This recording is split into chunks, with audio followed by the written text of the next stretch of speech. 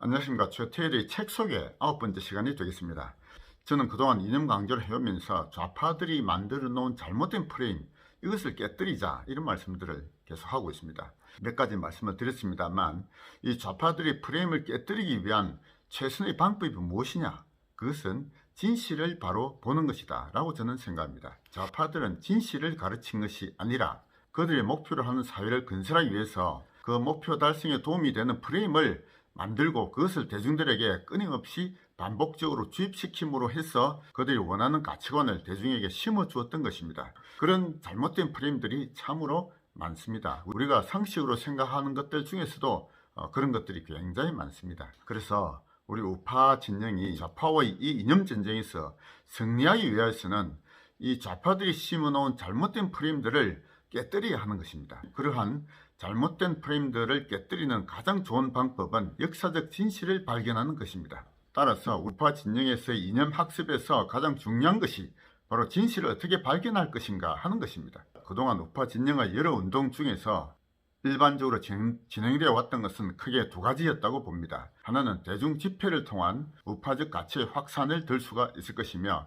또 하나는 SNS를 통한 어떤 정보의 전달이라고 할 것입니다. 물론 그 두 가지 모두 의미가 없는 것은 아니라고 봅니다. 나름대로 의미가 있는 것입니다만, 그러나 그러한 활동이 진실을 발견하는 방법으로 얼마만한 가치가 있는 것인지에 대해서는 다시 한번 생각해 보아야 되겠다고 보고 있습니다. 저는 공인 노무사로서 그동안 수많은 사건들을 처리해 왔습니다. 제가 다루고 있는 사건들은 주로 노동사건이라고 하는 것인데요. 노동사건은 광의의 형사사건 중에 속하는 것이 대부분이다, 이렇게 볼 수 있습니다. 법률적 다툼은 크게 민사사건과 형사사건으로 구분할 수가 있습니다. 민사사건은 통상 분쟁의 해결을 그 목적으로 하고 있습니다. 따라서 소송의 범위도 원고가 주장하는 범위에 한정되어 있습니다. 원고와 피고 간에 합의를 하면은 그 소송은 종료되는 것입니다. 그러나 형사사건은 분쟁의 해결에 그 목적이 있는 것이 아니라 실체적 진실의 발견에 그 목적이 있다고 합니다.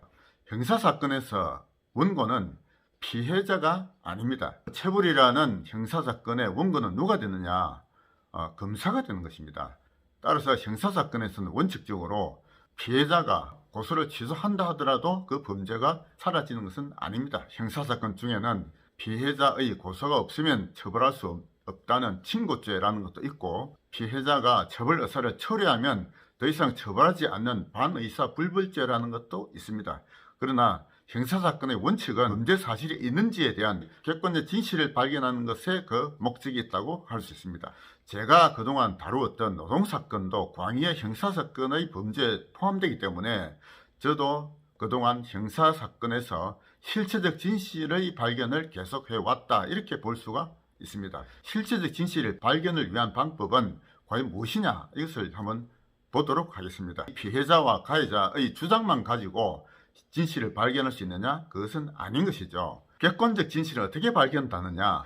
결국 객관적 진실의 발견은 그 사실이 있느냐 없느냐 하는 데 대한 증거를 어떻게 많이 확보하느냐, 거기에 달려있다고 보는 것입니다. 형사사건에서 진실의 발견은 증거의 확보에 있습니다. 다른 사람이 말을 전해들은 전문 증거는 증거로서의 능력이 원래 없는 것입니다.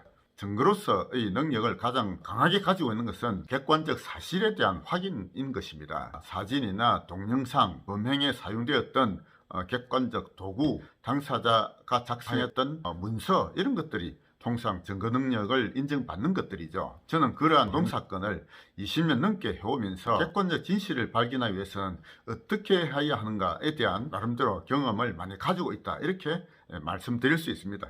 일반적으로 피해자나 가해자의 진술, 그리고 그들이 내세운 증인은 그 발언만 가지고 믿기가 대단히 어려운 것입니다. 따라서 끊임없이 객관적으로 증거 능력이 있다고 확인될 수 있는 문서나 기타 증거들을 확인하고자 하는 것이죠. 그런 증거들을 많이 확보해야 형사사건에서 이길 수가 있는 것입니다.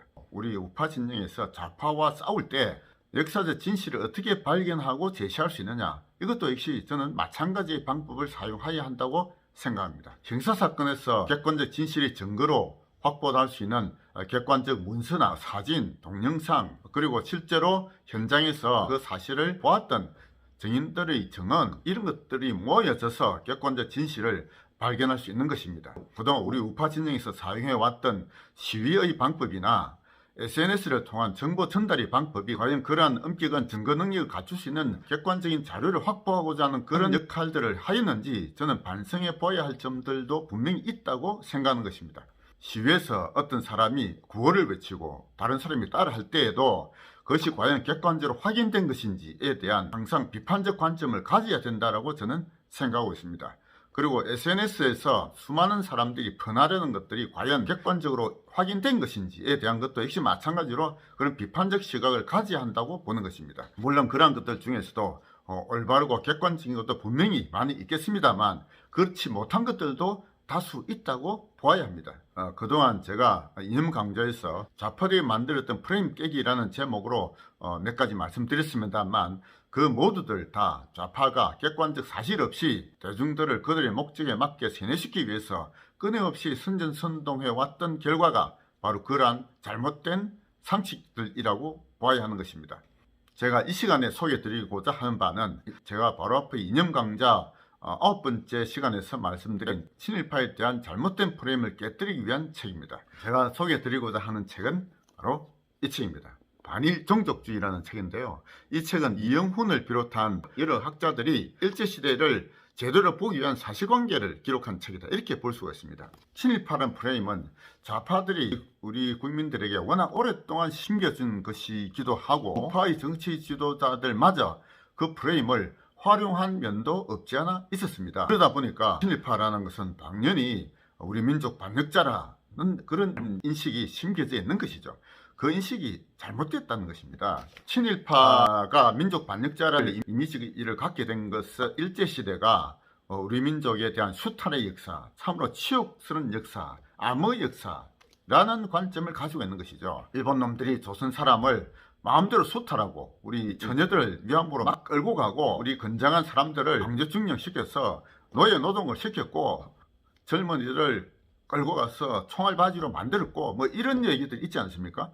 그런 이미지를 씌워가지고 일제시대에는 참으로 수탈된 역사고 잘못된 역사고 암흑기다 이런 이미지를 씌웠고, 그러므로 해서 그 일제와 대항해서 독립을 쟁취하고자 했던 무장 독립투쟁을 했던 김일성 장군이야말로 우리 역사의 위대한 민족 영웅이다, 이런 이미지를 만들었던 것입니다. 이승만과 박정희는 일본에 협력한 민족 반역자다, 이런 이미지를 만들었던 것이죠. 그러한 것이 잘못됐다, 그러한 것이 사실이 아니다 라는 것을 밝히고자 했던 책이 바로 이 반일 종족주의라는 책이라는 것입니다. 이 반일 종족주의를 저술한 이영훈 교수는 그 자신이 학창시절 때만 하더라도 사회주의적 가치를 가지고 있었다고 합니다. 그러나 그가 제대로 공부를 해보니까 그것이 아니다. 그리고 그는 경제학자이다만 우리나라 국사학계가 참으로 잘못된 역사를 가르쳐왔다 하는 것을 깨닫고 조선시대부터 일제시대를 거쳐서 우리 대한민국의 건국 이후에 우리나라의 근대사에 대해서 이영훈 교수는 그 고증을 통한 진실을 통하여 잘못된 역사를 바로잡으려고 노력하는 아주 귀한 분이다, 저는 그렇게 보고 있습니다. 이영훈 교수는 고증을 통하여 역사를 바로잡자 이런 관점을 가진 학자인데 반하여 우리 일반인들에게 우리 근대사를 손쉽게 가르쳐주는 분은 저는 김용삼 기자라고 생각합니다. 우리 역사에서 제대로 된 이론적 기반을 갖춘 역사를 공부를 하려면 이영훈 교수가 가장 선두에 있는 분이다, 이렇게 생각을 하고요. 보통 사람들이 접근하기 쉬운 역사서에 대해서는 김용삼 기자가 쓴 근대사에 대한 책들을 많이 보아야 한다라고 저는 생각하고 있습니다. 마치 우파적 이념의 최고의 가치라고 할 수 있는 자유주의에 대해서 학문적으로 가장 깊이 있는 분은 저는 민경국 교수라고 생각을 합니다만 우리 대중들에게 보다 쉽게 전달할 수 있는 분은 김정호 교수나 이병택 교수 같은 분이다라고 저는 생각하고 있습니다. 그동안 제 이념 강좌를 좀 듣고 나름대로 의미가 있다라고 생각하는 분들은 유튜브만 볼 것이 아니고 제가 소개하는 책들을 반드시 보시기 바랍니다. 제가 이념 강좌 하나 하면은 책도 하나 소개하고 이렇게 하고 있지 않습니까? 저희 이념 강좌를 통해서 나름대로 좀 이게 들을만하다, 뭔가 생각을 해봐야 되겠다라고 그런 마음이 드신다면 거기서 그칠 것이 아니라 반드시 제가 소개해드리는 책도 꼭 좀 보시기 바랍니다. 이 반일 종족주의라는 책에서 일제시대가 수탈의 역사였다라는 것에 대한 역사의 사실을 가지고 바로잡는 챕터들이 많이 있습니다. 예를 들면은 식량수탈이라는 제목으로 제1부 제3장에 나와 있고요. 그리고 강제동원이냐 노예 노동이 맞느냐 하는 것도 1부의 5장과 6장에 나와 있습니다. 그리고 군대에 강제로 끌고 가서 총알바지 만들었냐, 이것도 아니다 이거죠. 대부분 지원한 사람들이 그동안 많았습니다. 육군 특별지원병 그리고 학도지원병에 대한 것도 일부의 제8장과 제9장에 나와 있고요. 일본 사람들이 민족 정기를 억누르기 위해서 높은 산에 쇠말뚝을 박았다, 이런 말도 있지 않았습니까? 그 쇠말뚝을 박았다는 그 신화, 그것도 잘못됐다 이거죠. 그게 2부의 14장에 나와 있습니다. 그리고 가장 논란이 많이 되고 있는 위안부 문제, 이것도 우리 처녀들을 강제로 끌고 가서 성노예로 만들었네? 아니라는 것입니다. 그러한 사실에 대해서 이 책의 3부 전체에 나오고 있습니다. 그동안 마치 상식으로 알고 있었던 일본의 수탈, 이 잘못된 것이다, 역사적 사실은 그렇지 않다 하는 것을 이 책을 통해서 밝히는데요. 그러다 보니까 이 책이 나오고 나서 좌파들의 반박도 많았을 뿐만 아니라 우파의 정치인들마저도 이거 뭐 잘못됐다 하면서 이제 공격하는 것도 사실 있었지 않았습니까? 참으로 어리석은 정치인들도 너무 많죠. 이런 그 반일 종족주의 책에 대한 반론에 대해서 또 그 반론이 잘못되고 진실은 그것이 아니다라는 책이 또 한 권 나와 있습니다. 그 책은 이 책이죠. 반일 종족주의와의 투쟁이라는 책입니다. 이 책은 원래 이 반일 종족주의라는 책이 나오고 나서 이 좌파들의 반론에 대해서 다시 역사 진실을 밝힌 책입니다. 예.